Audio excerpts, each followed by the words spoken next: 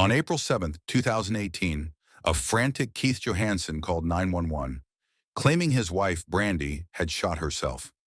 Driver County 911, where's your emergency? Yes, may I have an officer over at 23 Felter Lane? 23 what? Felter Lane?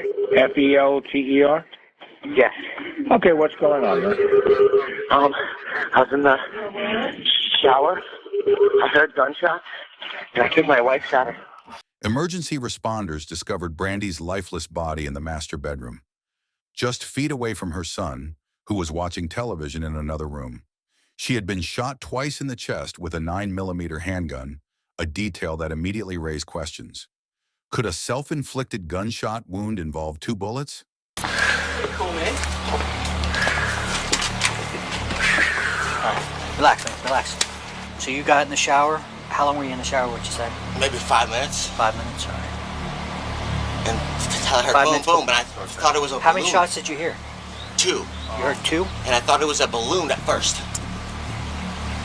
Then I heard the secondary shot. And I ran out there and seen her laying there going, so I called you guys immediately. Johansson's accounts to authorities were riddled with inconsistencies. Initially, he claimed Brandy had been handling the gun carelessly. Later, he suggested she might have been deeply distressed. Over time, his stories became increasingly bizarre, hinting at an unknown shooter or even implicating Brandy's young son. How am I going to tell her, Mom? All right, hey, listen. At this point, just listen. You're just going through a traumatic experience right now. Just relax, deep breaths. Try to just collect your thoughts, all right?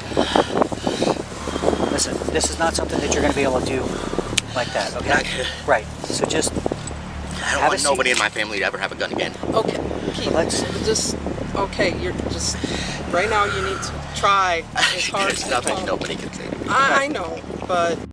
Keith's emotions appeared to convince friends and family of his sincerity, but officers and detectives remained skeptical. Deputies at the scene noted the absence of water on his person and the presence of defensive scratches on his torso, injuries that suggested a possible struggle. A lot of scratches on him? Yeah. He's not wet. No. So he was in the shower? Yeah. Okay. The only thing that thing is the shower is underneath his shirt. Under her shirt? Under his shirt. Where? The casing. It's like right at the foot of the bed to the right. Dude, he's got scratches and blood all over him. And he said that he was in the shower. He's not wet at all. As investigators delved deeper, Johansson's story began to crumble. Surveillance cameras in the home captured his interactions with Brandy the night before her death. The footage revealed hours of relentless verbal abuse, with Johansson demeaning and threatening Brandy as she sat on the bed, sobbing uncontrollably. It's only a matter of time. So much. You threatened to kill yourself. And you're going to spend the rest of your days in an institution. I can throw you there tomorrow. You did? No problem. You push a person to either beat or kill you because you're... Call 911. Get me out of here. Or you ain't waking up. I want to just hurt you and be safe. God knows you deserve it. Just needs it. Gave you too many chances, man. Too many. Show a cop these videos. I don't give a... I'd rather be in prison. In a calculated act, Johansson had removed the bedroom camera just 2 days before the shooting, a detail that raised further suspicions about his intentions. What usually happens? I don't even know. These aren't usual occurrences, so I'm sure they don't want to be standing out in the rain and in the sun. It looks like it's about to downpour. I mean, like, how risky is that helping? Oh, I'm sure they have a whole list of... They get paid a lot more than I get paid to know how to handle these situations. Because I don't know if I'm going to be all right. Keith was brought to the station for questioning, and what he revealed during his interview shed light on the true state of the newlyweds' troubled relationship.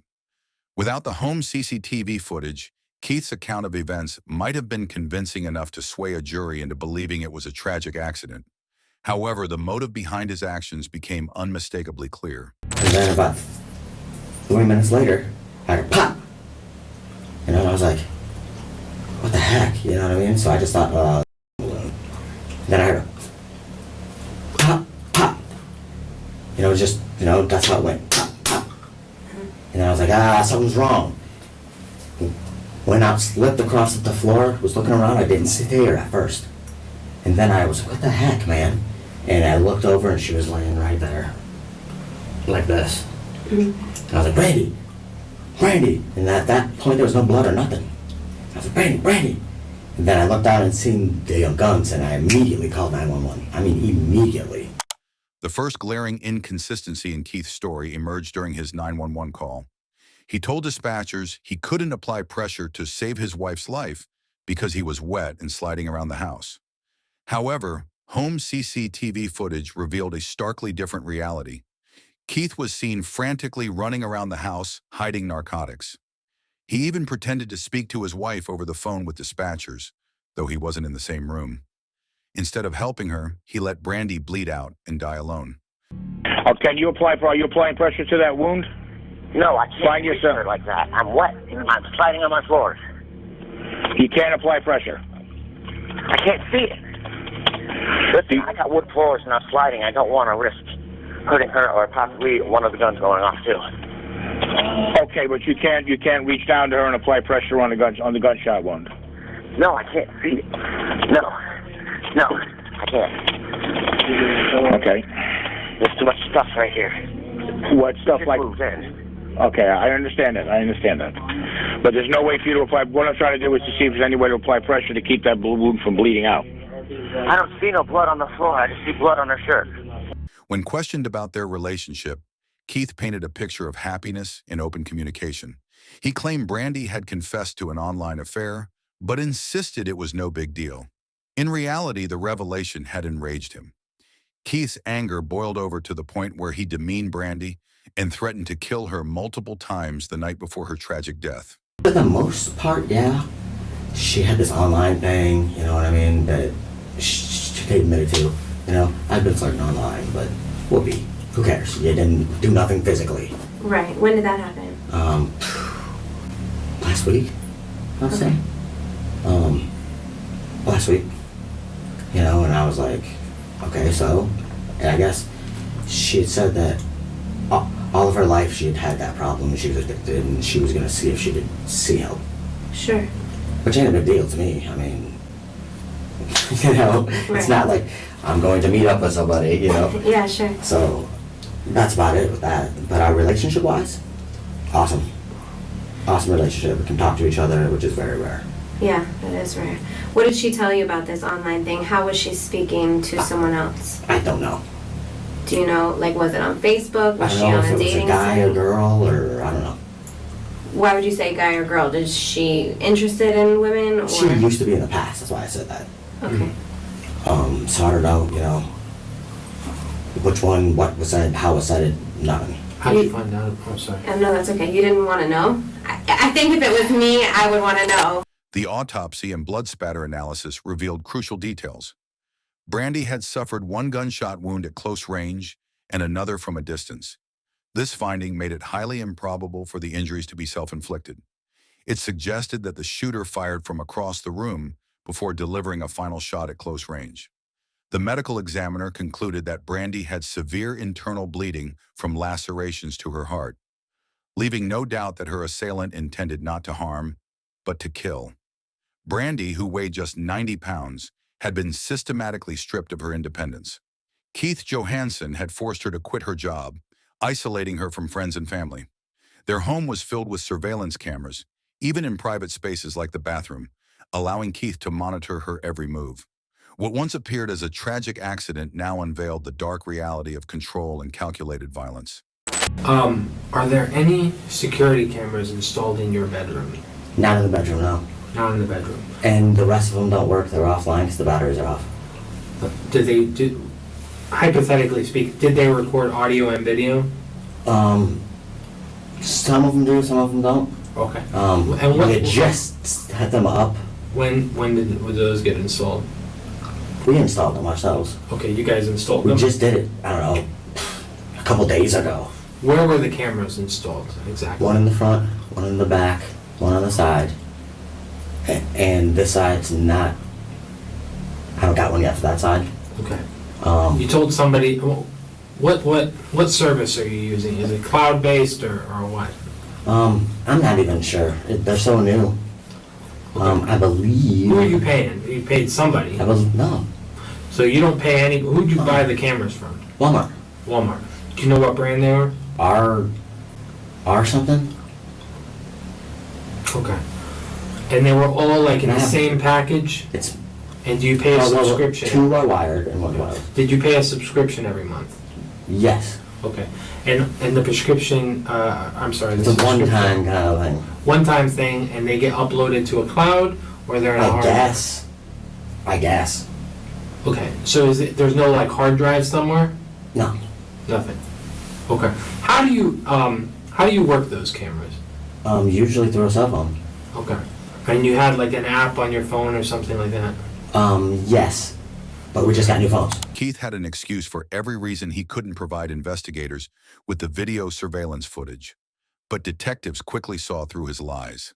His evasiveness was a stark contrast to the behavior of an innocent person, who would typically have no hesitation in providing evidence to clear their name once suspicion arose. Keith's deception only deepened the investigators' doubts about his innocence. And you and your wife, I imagine, are the ones that know the password for that? Sure. Okay. So in your extensive gun career, I don't know about extensive, but. well, I mean, you're more familiar than she is. How often does it happen that somebody accidentally shoots themselves twice? I don't know if she was shot once or twice. I don't know. Well, you said it went off twice. Yes. I don't know. I don't know. If she dropped the other one, it happens. Sure. I have never heard of it being like that unless you drop it. Right. Heard of it being like what? I'm sorry. Like AMS fire. We need to have a little bit of a harder conversation. Okay. Because as much as I want to believe that the guns fell and went off and shot her, what we have at the scene just doesn't show that. So I want to keep our relationship open and honest, and I want to be able to respect you, and I want to be able to preserve the love that you have for Brandy, and I also want to give Brandy the justice that she deserves, and I think we need to have a harder conversation. Go for it. Is there any chance at all Okay. that something different happened that you have not told us?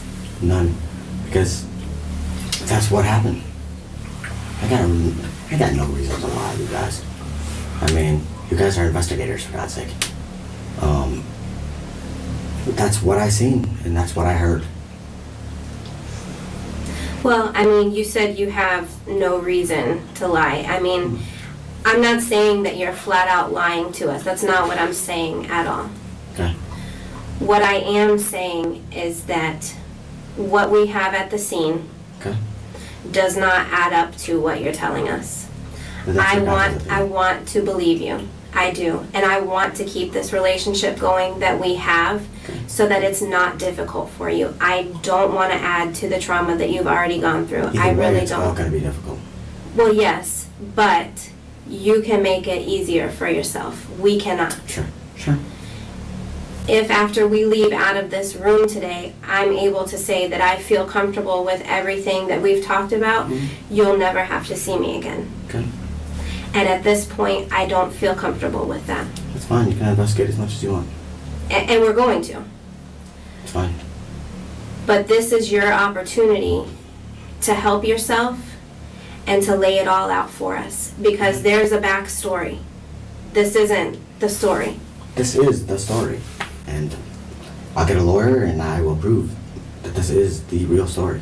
Okay? And you are completely entitled to that. Ask Rylan. I mean, that's all that happened. We did ask him. Okay. And you know what he told us? Do you want to know? Yeah, because I wasn't up. So, He told us that he heard his mom scream. I heard no screams at all. None. Why would he make that up? Ask him. Is he a liar? He has been known to tell fibs, yes. Does he tell you on the regular that his mom screams in the bedroom? No. Has he ever told you that his mom screams and it was a lie?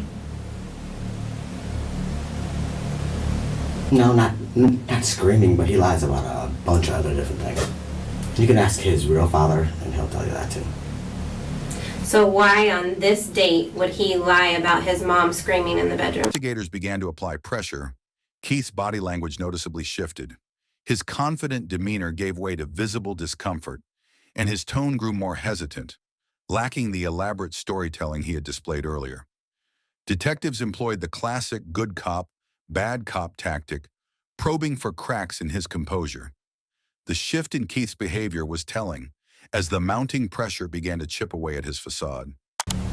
You guys can try to pin whatever you want on me. She didn't scream. Listen, dude, nobody's trying to pin anything on you. I'm just telling you what I heard, man. That's it. What I heard, what I seen.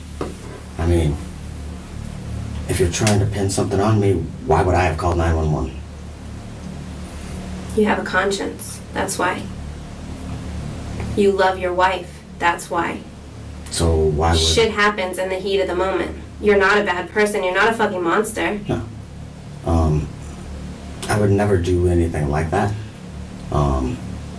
Accidents and I happen. feel kind of offended. I feel offended too, if we're gonna go to that level. I feel really offended that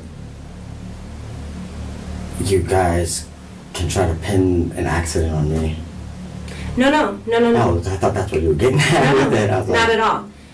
If an accident happened, Sure.